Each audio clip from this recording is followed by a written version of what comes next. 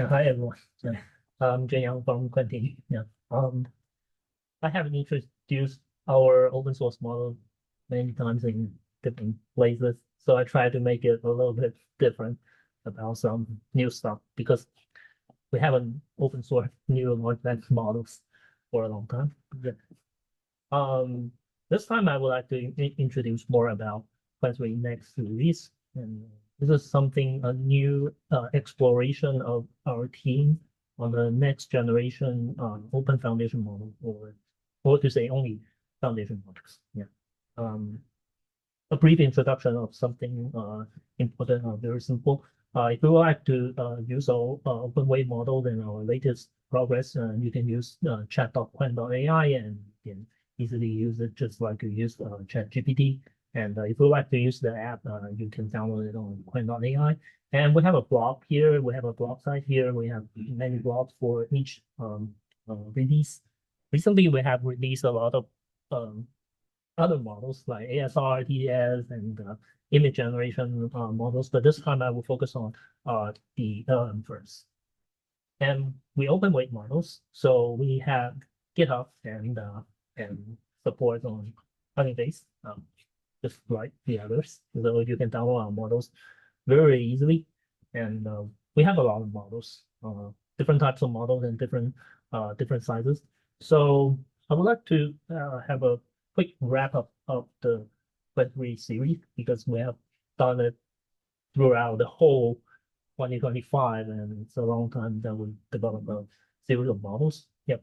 We have a series of open foundation models. If you carefully check our models, there are mainly like 4 to 5 parts. And the first part is the language model and also the coding specific model. The reason why we have the coder series, it's somehow just like a little bit like GPT has their codex, and previously DeepSeek as a coder, and then they merge them together. And we found that, well, coder is something that people care quite a lot.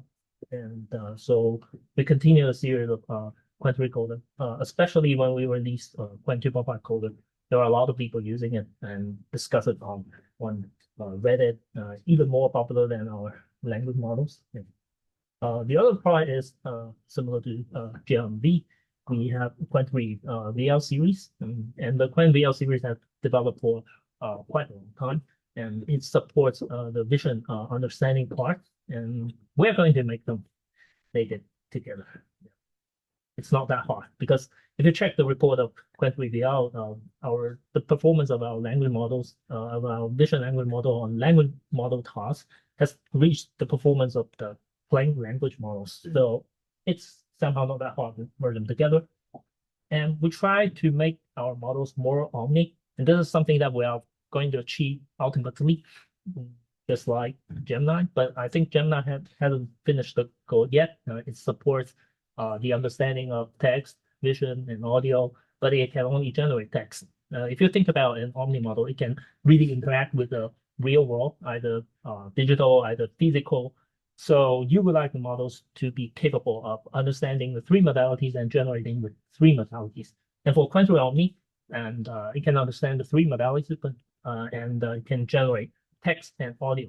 Maybe in the future, as we are developing Qwen image, it is also possible for it to merge the image vision generation capability into Omni model. Yeah. Typical feature of our models and our teams is that a lot of people are asking us, so why there are so many sizes and so many types? I think this is something for the community at this moment. It is not about commercial stuff, because previously when we first released our open weight model, it was like 2 years ago, more than 2 years ago. At that time, we open weight like 7 billion, 14 billion. And then we found that, well, we have very small models. Internally, we use it for the experimentation. If you are building foundation model, you would need the small models very, very much because you need to do a lot of experiments to evaluate whether your data are qualified or not. So at that time, we had a 1.8 billion parameter model. And our teammates are asking to see that, well, whether we can open weight in this model I just don't know why at that moment, because it is somehow a little bit meaningless, because like 1.8 billion parameter model in 2023, it can't answer a simple question. And then my teammate just told me that, well, most people do not have compute to run 7 billion parameter model. If you release this model, there will be a lot of people using it for the experimentation and they can graduate. So we overweight the very small models.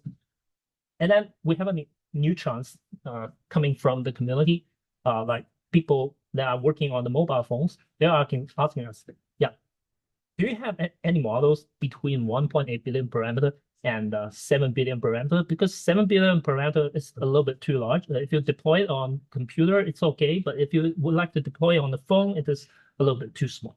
So this brings us some new chances to bring up something like, wow, maybe 3 to 4 billion parameter model is so important. Well, recently, I think everyone knows the importance of this kind of model.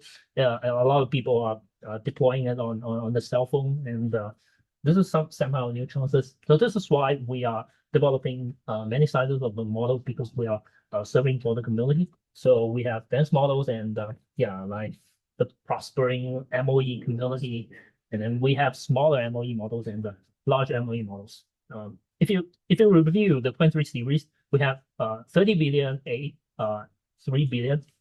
In case you don't know about MOE models, the MOE models is somehow just like if you treat the transformer, you have the FFN layer. If you just expand the FFN layer to very large one and cut it into experts, you have a large amount of parameters, but you should only activate very small amount of it. So we have 30 billion, 3 billion. Somehow it's just like, well, it only activates 3 billion parameters. It might approximate the performance like 14 to 15 billion parameter dense models. So it is very cost efficient. So a lot of people are using our 30 billion MOE models. And if you would like to use some more flagship or stronger models, we have 235 billion A22. In comparison with DeepSeek V3 model, if you deploy DeepSeek V3 model, you need to quantize it. It's very hard for you to deploy it on a single node. So, but for 235 billion is somehow easier. So we have a lot of choices that are serving for the community. And this is why we have so many sizes of the models. And we care multilingual quite a lot. And the reason why we care about multilingual is that I still remember it was in 2023, and some of my Korean friends just they are building a foundation model. I think you know about it. It's called Solar, and the Solar models, and they were in Guangzhou at that time, and I talked to them. Yeah, why are you using this stroke? Why don't you use Qwen? He said your Qwen cannot understand Korean at all. And then we try to improve our multilingual capability. Yeah. So the punishment from the community is also something a motivation for us to develop something like that. In Qwen 2.5, we support over 29 languages, but for Qwen 3, we support over 119 languages and dialects because there are not so many languages. We didn't cover African languages in Qwen 3 series, but for Qwen 3.5, we will cover some more. Yeah, it's a little bit hard for you to collect data from the African languages because a lot of data are not on the web, and they are mostly talking. They are not. Many people are not writing, so yeah, you are lacking data. Yeah.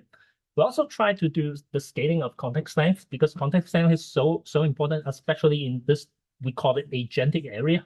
In this agentic area, the context length is so important. So we like to support like over 1 million 1 million tokens.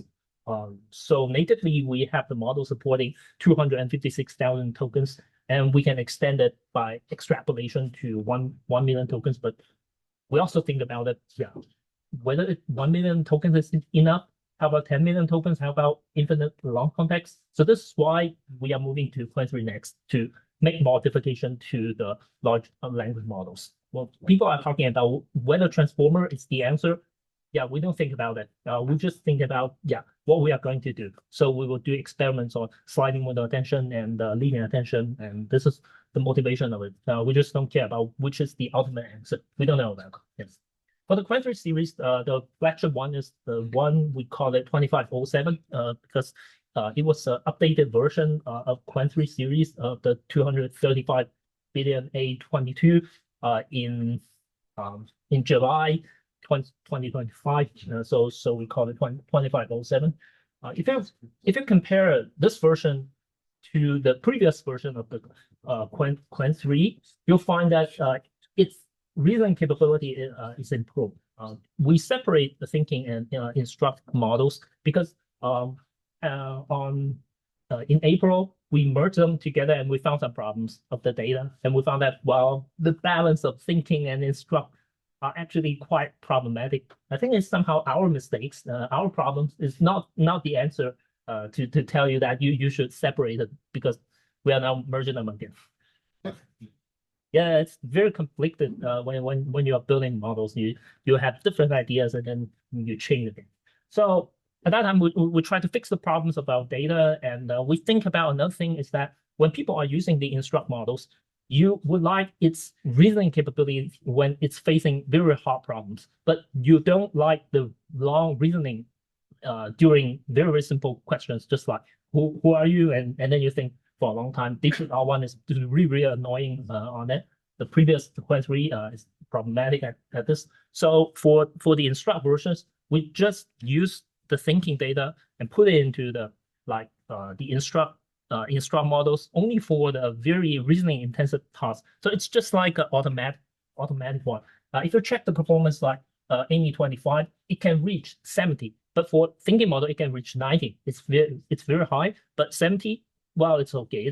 It's okay, capable of most cases like the mathematics usages. So I think the trend will be something just like you have a light thinking and deep thinking, not just like a simple instruct version, because there are a lot of discussion about whether you need thinking or not. You know, thinking is good because it improves your accuracy, but it is also very costly for you to take the long thinking path. So you would like harder problem, longer thinking, but simple problems like shorter thinking. Just like I think Gemini has done a great job on it. Gemini Flash is quite good on it, so we're going to improve it. And we have Qwen 3 Coder. We have Qwen 3 Coder focusing on coding agent stuff. Coding agent is so important. So we try to improve the capability of the coder. So if you check the performance like Sweet Bench and Terminal Bench, but it was in July, long time ago. Yeah. We are moving to the Qwen 3 next. For the Qwen 3 next, I think this model architecture will be our next generation model architecture. If you check this figure in our blog, it is a little bit different from the traditional transformer architecture based on full attention. We just use gated outer network to replace the full attention, but not every layer is based on gated outer network. It's just like in every 4 layers, 3 layers are based on gated outer network, and for the last layer, it is still using full attention. We also use the gated attention. If you check our paper, which has accepted the newest best paper award, and we also use it. It's also very effective. So in summary, it is a hybrid model architecture. We have gated outer net and we have gated attention, but full attention plus gated outer network. We have done a lot of experiments. We cannot remove the full attention. So the full attention is now becoming our bottleneck of the inference serving right now. We make the MOE ultra sparse. As I just explained, for the MOE, you have many experts. You activate only a small amount of it, but you can make it very sparse. Just like previously, we had 128 experts. You only activate eight experts, but this time we have 512 experts, but you only need to activate 10 of it. So it's more effective, more efficient than before because it's more sparse. So if you would like to check the data, check the details, you can check Qwen 3 next 80 billion, 83 billion. There are a lot of people liking it quite a lot. We just did it for experimentation to see that whether the community can accept linear attention. So we also have done something like training stability friendly designs, including like we've changed the traditional QK norm to zero center IMS norm. You can check the paper from Gemma. They use this method, and we also apply like weight decay to make it to the norm to make it more training stability friendly. We also add multi-token prediction. If you are working on inference, if you do not have MTP, you will use things like Ego3 to plan on it to improve the decoding efficiency. And this time we have native MTP, so we make it pretty fast. So if you check the pre-training capability, the efficiency, we will find that for the new model architecture, combining many things together, you'll find that if you would like to achieve the scores like over 84 in MMRU, in comparison with like the traditional 32 billion, well, it's very, very cost saving for you to pre-train it to reach a high score. And if you compare the efficiency of the inference, no matter prefill or decode, you will find that it's more efficient. You can check the performance in our blog. We don't have paper this time. If you compare I will make it fast. Now, if you compare it with the 235 billion MOE models, the small MOE models are approximating its performance in the base model. So it somehow we believe that it's a strong model. We even use fewer data in comparison with the previous one.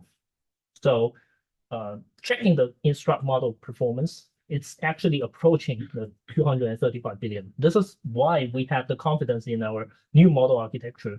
Although combining different stuff, but it seems that through careful ablations, things working together are actually quite well.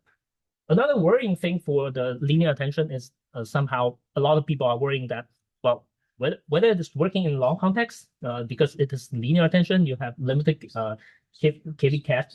Yeah, it is actually having no KV cache. So whether it will work on long context, but we have done a lot of experiments, including ruler, we find that, well, it's actually quite working. Yeah. So we'd like to also extend it to the coder series with Qwen Next. So we have the Qwen Coder Next very, very recently, just a week ago. We just did something to improve the quality of the model of the coding model, but using the new model architecture. We use continuous pre-training on coding and agentic specific data, and we supervise the data on very high quality agent trajectories. This is somehow for a coder specific model, but with the new model architecture. So if you check the performance in comparison with larger coder models, coder specific language models, you'll find that it's actually quite competitive. So I think it will be a good local companion for you to do the coding. If you check the performance of sweep and scroll, well, in comparison with the number of activated parameters, well, very, very small activated active parameters, but it achieves quite strong performance on it. So looking forward, we're going to do things like we're going to continue hybrid model architecture. It is quite working. And we are going to do multi-model native pre-training because we have done Qwen reveal and this successful in language model tasks. Also improve the coding, like we have an LLM with vision, and you can do vision coding like image to code and video to code. And the most important thing in this year, maybe the agentic task. Long horizon agentic task, the most important thing for maybe most people here to do in 2026. As I believe. Yeah. Thank you very much. And if you have any questions, you can see.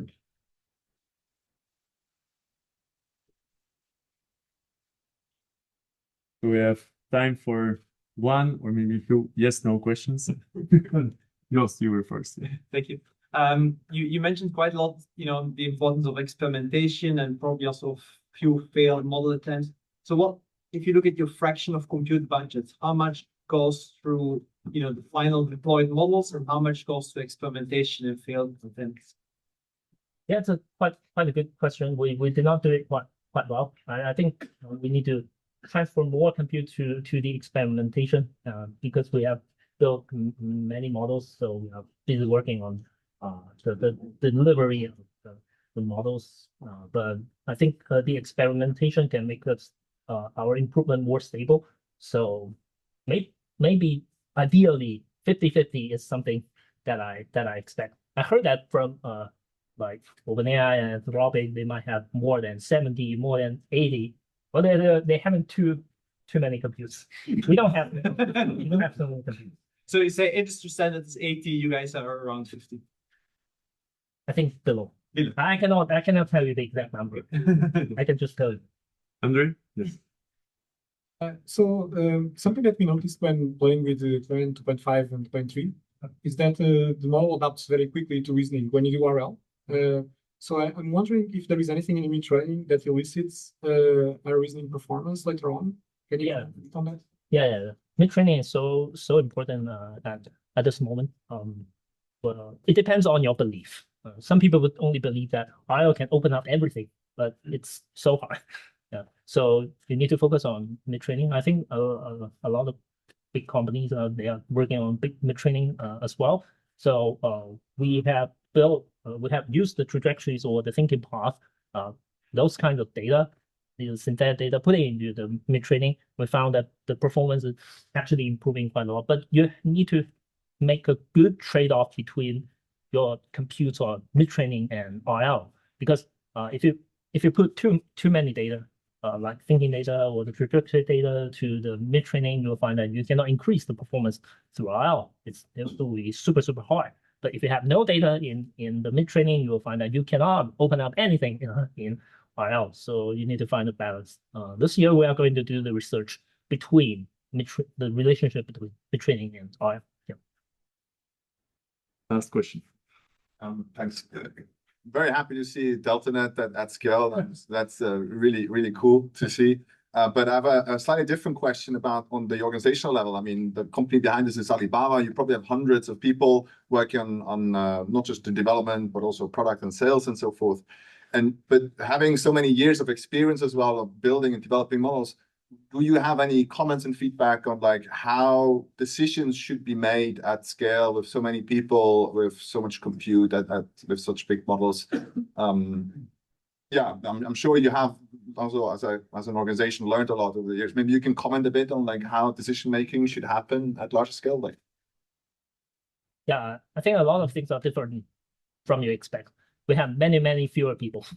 We have fewer computers. And we are actually more like a little bit just like a startup growing up to become things like that. You will find that we interact with the community quite a lot because we don't have so many people supporting this. So I think you should adapt to the community, no matter you are doing open source or closed source. You should adapt to the community pretty fast, and you should make decisions and change your decisions pretty fast. You cannot just stick to it just like that. Yeah, maybe at the end of this year we must release something, but we actually just keep developing and keep shipping, and this is what we are actually doing. Maybe in the next year we need to make some changes, because you will find that we're serving the community, we're providing many models and many types of models, but now you see that people are preferring only one single model. So our organization needs to have some changes to see that how to make many people, maybe like tens of people, more than 100 people working together on a single model. That is somehow actually very hard, let alone many hundreds of people. So this is something that we're doing. Keep changing to the adapting to the environment. Yep. Okay, time's up. So thank you so much. Let's thank the speaker again.